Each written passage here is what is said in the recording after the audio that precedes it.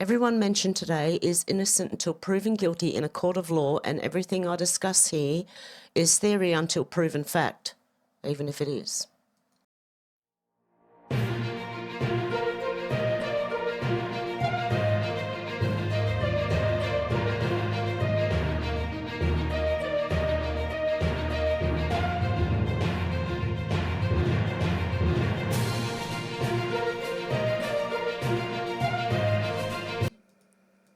Hey going guys, good to see ya. Okay, I'm doing another video because I didn't get much sleep last night. Red Pill Bot said the Federal Reserve is nothing but a criminal organisation that shouldn't even exist in the first place. Because Insurrection Barbie said Jerome Powell is a Democrat who can't be impartial and can't make decisions based on reality. He's a political actor and has no business being the Fed chair.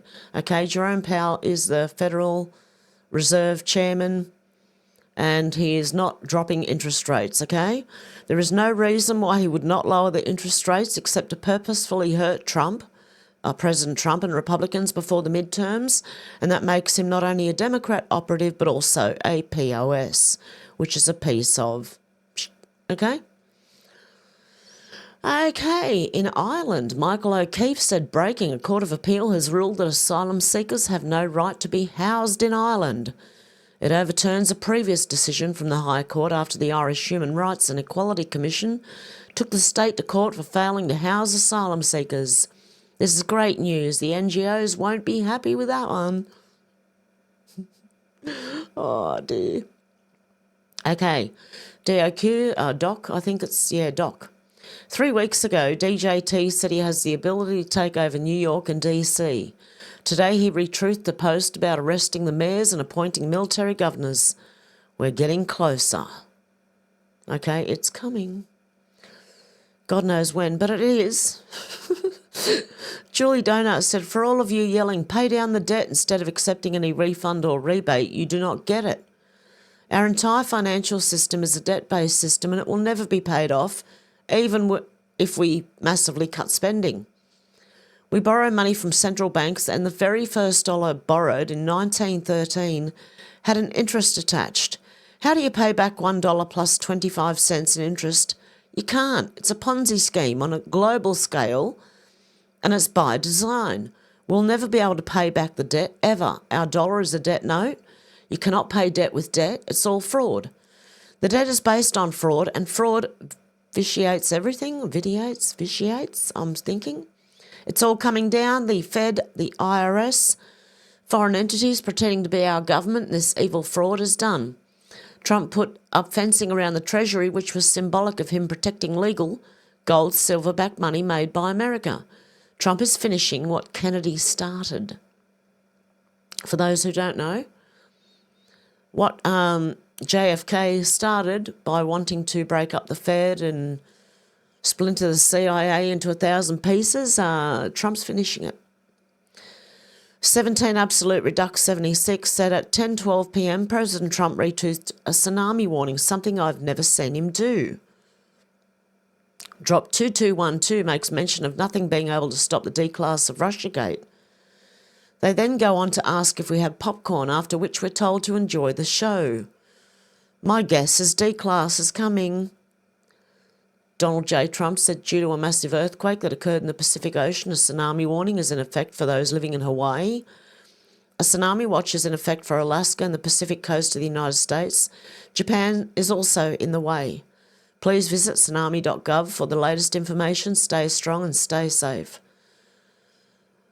Our attempts to stall, declass or redact have failed. Got popcorn? Enjoy the show. Interesting. It's just a theory, okay? Latimer Older said this is a greenhouse. We put plants in greenhouses because being warm is good for them. And in the greenhouse is a red machine that makes extra carbon dioxide. That's there for the same reason. CO2 is good for plants.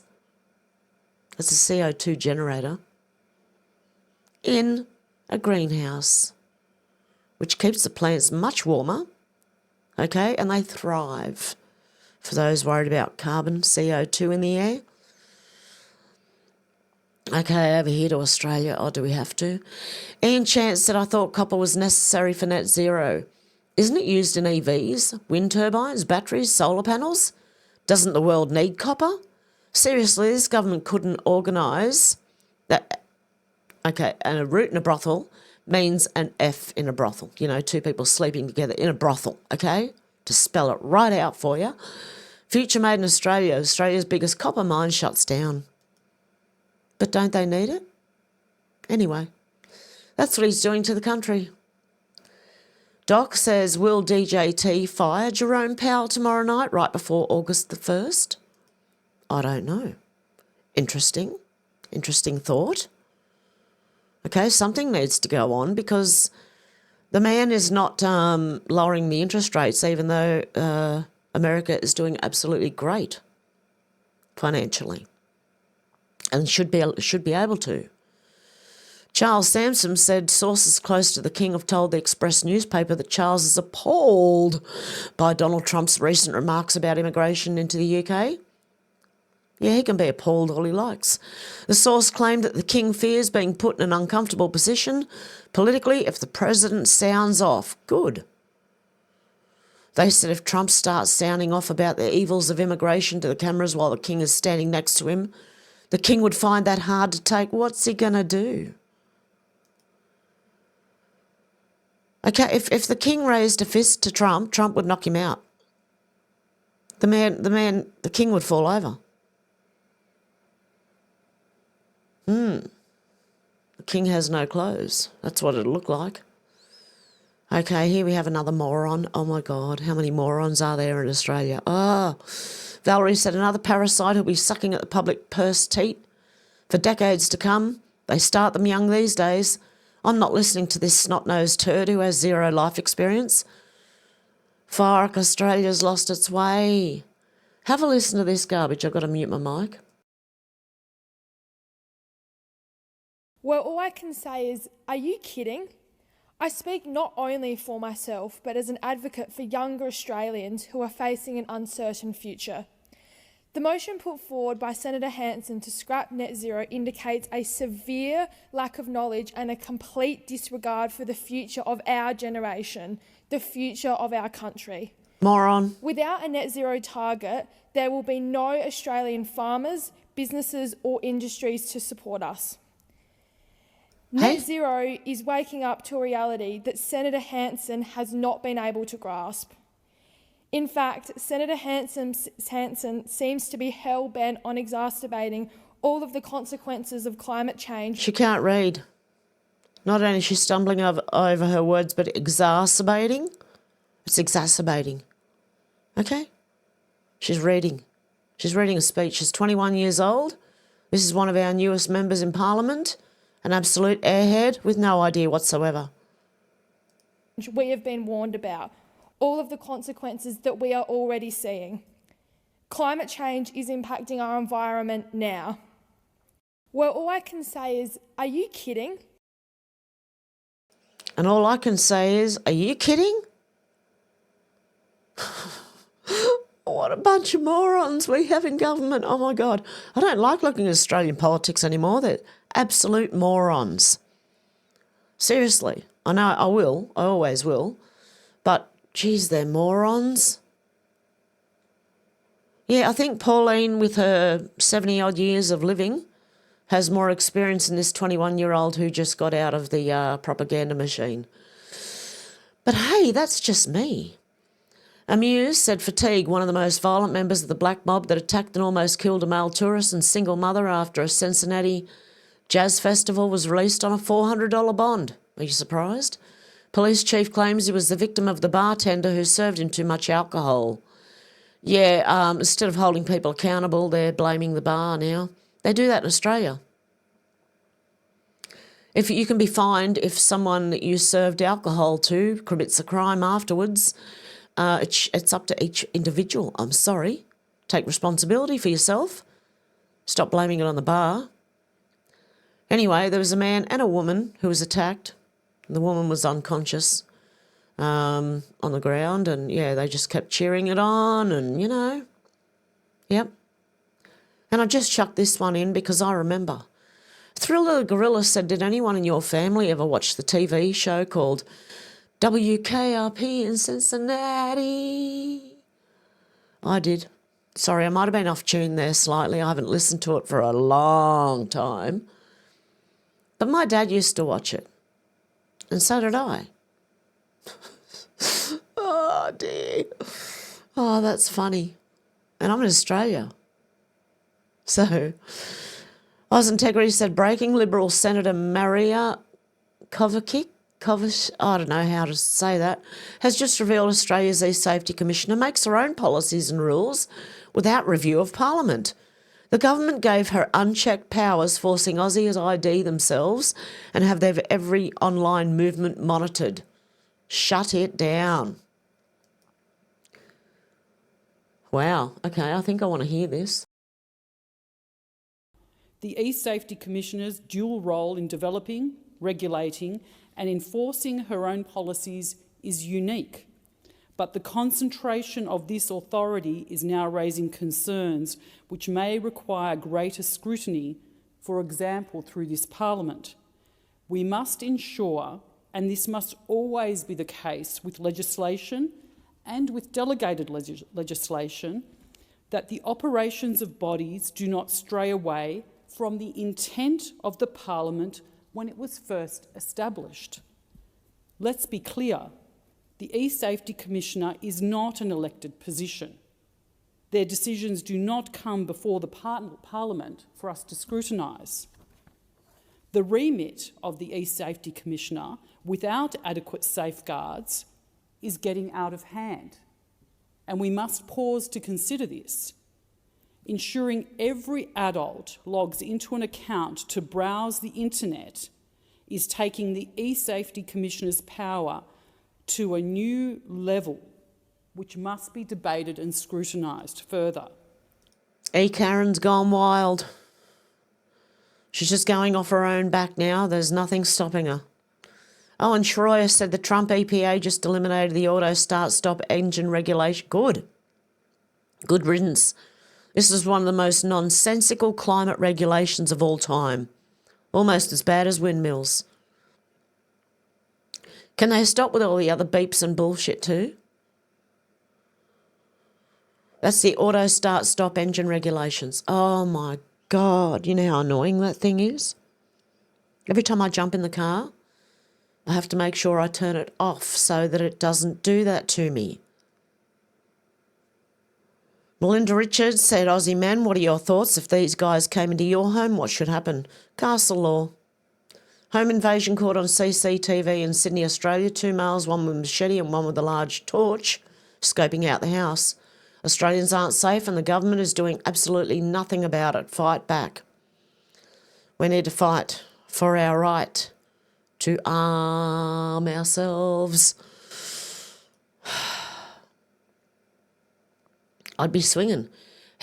Look, with the amount of, clothing this person has around their head, they won't be able to see what's coming from behind, okay? Snake up on them with a bloody big frying pan and whack them over the head. Sorry, I do not endorse or condone violence, but if someone was breaking into my home, his range of vision isn't very good. Sassafras 84 said if you own your own land, you shouldn't need permit requirements to build. You shouldn't need the government's approval with what you want to do on your own land. How did we get here? That happens here in Australia. I don't know if Sassafras is from the United States or where, but I think we all face the same problem. If you own your own land, you need a special permit to build anything. You need to ask the government's approval. Here in Australia, it's the councils. Yeah. Anyway. Nick Sautor said breaking Jerome Powell leaves interest rates unchanged again at 4.5%. Despite the incredible economic numbers released this morning, this guy has to go unleash the US economy because he's holding it back. And now back to Australia's ridiculous, absolute, can't even, speechless, I'm speechless nearly. Can't even describe what our government is. McAmia said there is such a thing as an autism minister in Australia. What timeline is this? I have no idea. An autism, she's not there to stop autism, by the way, okay? She's not there to prevent it. She's there to manage it. Okay, that's what they do. If you see e-safety minister, okay? She's not there to safety, she's there to manage the bloody internet. Brian Cates, political columnist and pundit, said, you know what's coming, right? Get ready, Durham. The Durham report that we haven't seen yet, that was held up, that was blocked, and yes, well, we're inside the announced 48-hour window at this time, according to both John Solomon and General Flynn. To the naysayers, there's damning parts of his documents that haven't been declassified until now that will supposedly blow up Obama, Biden, Hillary et al. Something must be coming since they're setting off nukes underwater. Oh, that's interesting. About the tsunami and earthquake yesterday. Yeah, I can recall when the deep state called Durham a conspiracy theory as though he didn't exist. I remember that too, because he was the Punisher. Remember? Okay. Doge designer said, which country will ban the internet first, Australia or England? I'd say Australia. You know why? Because Anthony Albanese wants to be first. He's that much of a narcissist. Like, oh, I've got to go first. Right, seriously? Yeah, Australia, don't underestimate us for being this stupid. Yep, okay, England, Starmer is the puppet of the EU. The EU hates freedom of speech. I think we're on a race, mate. We're both going down. Hard to say England will ban it via a 400-page safety bill. Australia will do it with a bloke in high-vis yanking the plug during a press conference. Don't know, but it'll be a fight to a photo finish, I'm sure. Oh, my God. Yeah, well, Starmer's just faced Trump, but Albo won't, because Albo's doing his own thing, okay? He wants to be first, I'll bet you. Alexandra Marshall said access to the internet's been brought under government control using the excuse of child safety. Who helped the communist thugs of the Labor Party achieve this? The Liberals, by creating the office of the E-Safety Commissioner. Freaking morons, both of them.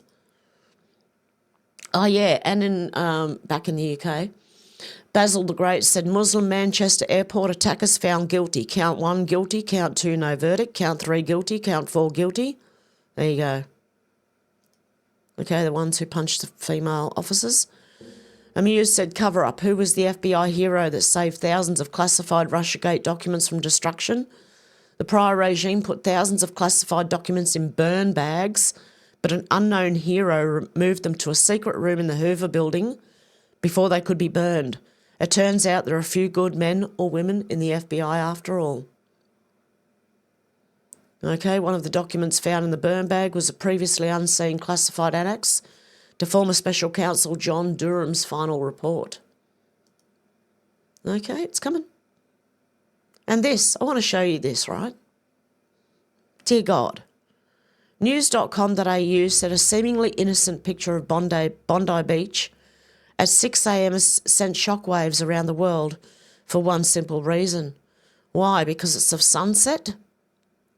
And the article makes...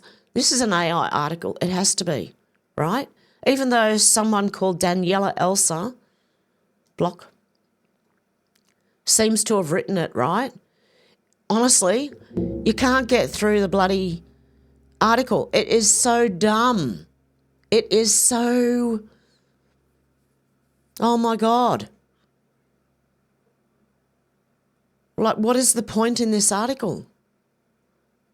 And honestly, there are people, okay?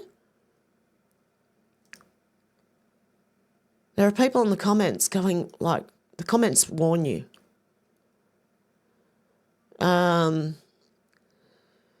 This is unreadable. They base whole stories around one X comment from a nobody, or in this case, say at 6 a.m. when the sun rises in the east. Yeah, and it's over the west. You need a big bib to catch the shit dribbling out of your mouth. Yet another reason to hate the media. I think that already is. This is why people should just be replaced by AI, grok, right affair. No, but this is AI. It's an AI article. This is one of the worst news articles in history. Tap the link and try to read it.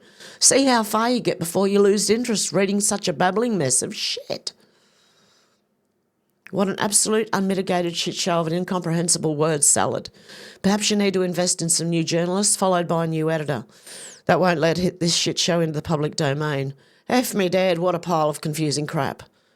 Because honestly, it's garbage. Absolute garbage. Okay, Carl Mehta said the Scotland meeting just changed everything and no one saw this coming. Trump and von der Leyen announced a $15 tariff deal, but that was just the cover story. The real deal was never about tariffs, since the media won't tell you. Here's the real breakthrough. Everyone's talking about the 15% tariff rate, but they're missing the massive shift happening behind the scenes. This wasn't about avoiding a trade war. It was about engineering the largest investment commitment in modern history. Here's what actually happened at Turnberry. Europe agreed to spend $1.4 trillion with America over the next 3 years. $750 billion in American energy purchases, $600 billion in additional US investments. These numbers are staggering. The 15% tariff everyone's focused on, it's higher than pre-2024 levels, but it avoids the economic chaos both sides were staring at.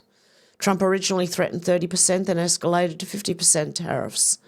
Europe just brought down the tariff rate with unprecedented investment commitments. But here's the strategic masterstroke most people missed.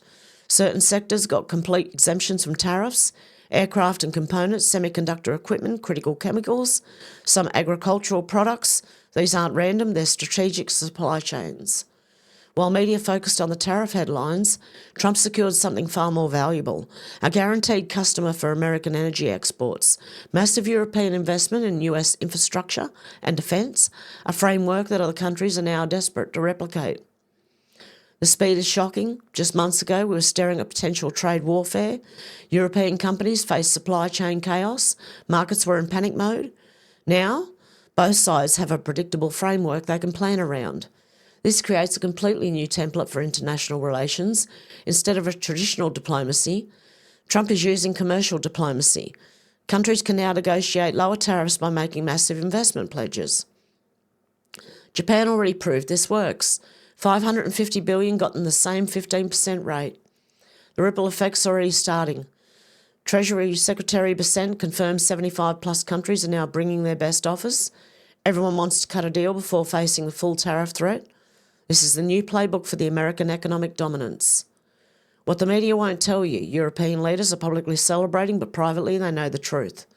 This isn't a partnership, it's America collecting tribute from its largest trading partners.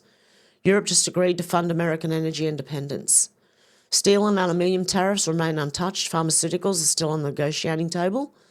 But the framework is set: massive investments in exchange for market access.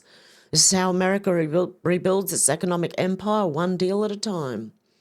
And thank you for reading. If you enjoyed this post, you can follow Carl Mehta, M-E-H-T-A, Carl with a K, on X. Cat A said the tide has turned against the Albanese government's effort to enforce surveillance on the people. Senator Ralph Babbitt successfully garnered the support of the Coalition and Greens for his urgent motion against age assurance measures for access to the internet. With the majority agreeing this code entailed significant digital surveillance under the guise of child protection, surprisingly, a coalition took particular aim at Julie Inman Grant. Senator Babbitt called for the removal of age assurance measures, government ID checks, biometrics, scanning, that's data mining. Warning: we're rapidly moving towards a state where online privacy is illegal. Liberal Senator Maria Kovacic,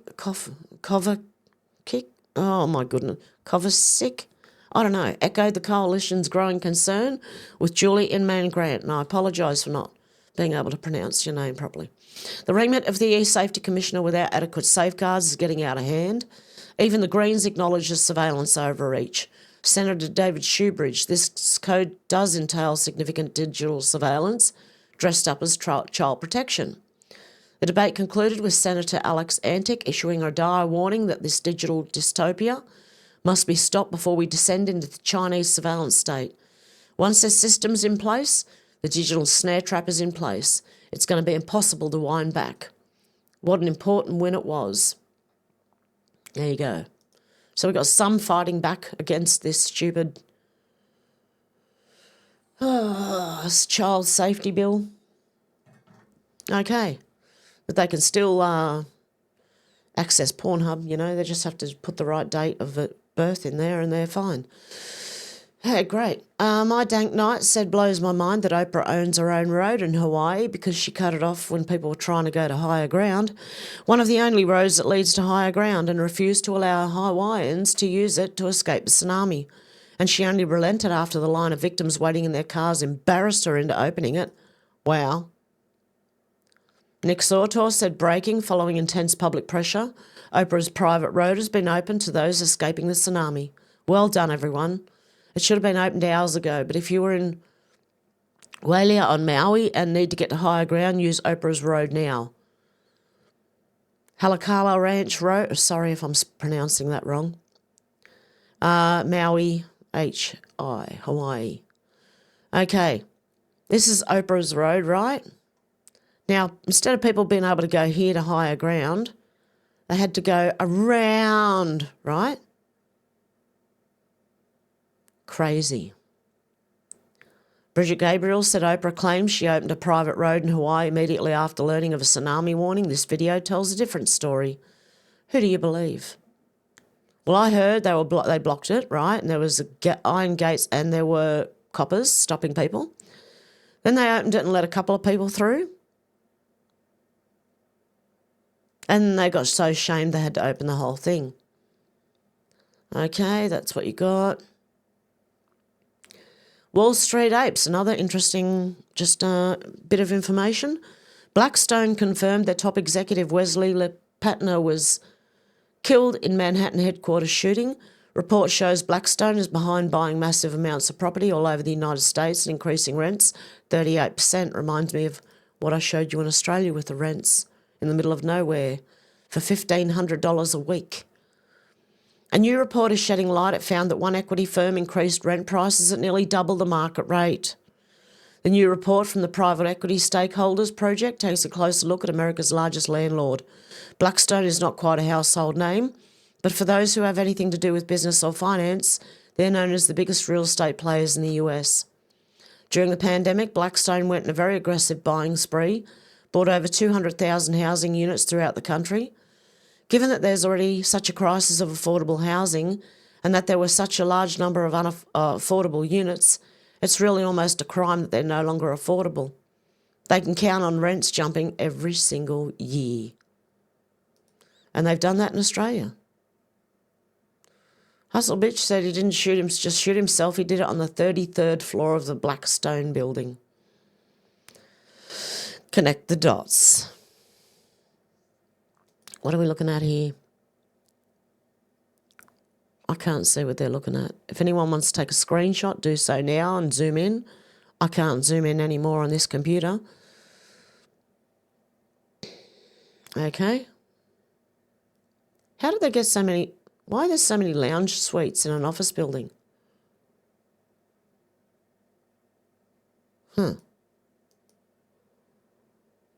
Yeah, Freemason, anyone?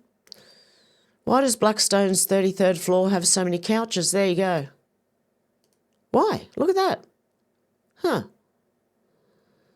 Persian Jewess said, how does a man simply walk into the Blackstone HQ toting an assault rifle, get past security, into the elevator, up to the 32nd floor, 33rd, whatever one, so he can start murdering police officers and innocent pedestrians without anyone flagging him? It's interesting, isn't it? Okay, and that's Trump saying everyone be safe from the earthquake. Okay. And that's it for today. But that was interesting. Okay, we've got Blackstone, which is, watch this. New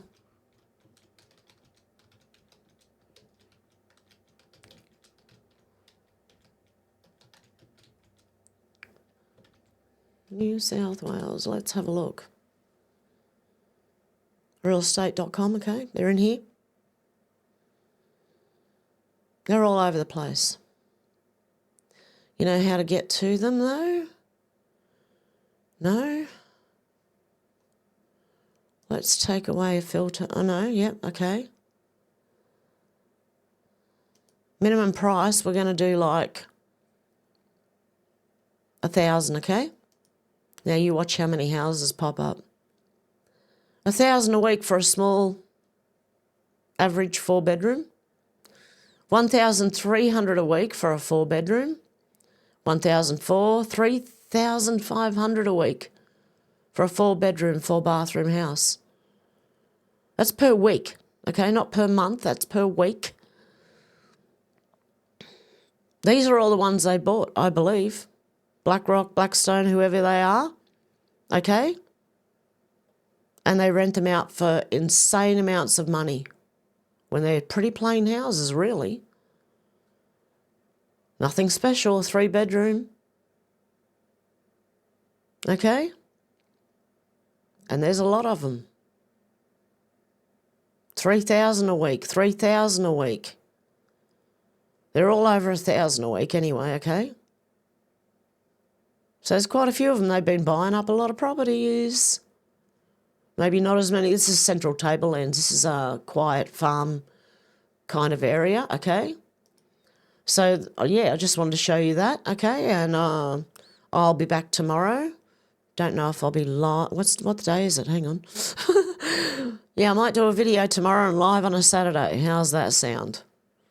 Okay, guys, I hope to see you tomorrow. Have a good morning, afternoon or evening, wherever you are, and I'll talk to you soon. Bye, guys.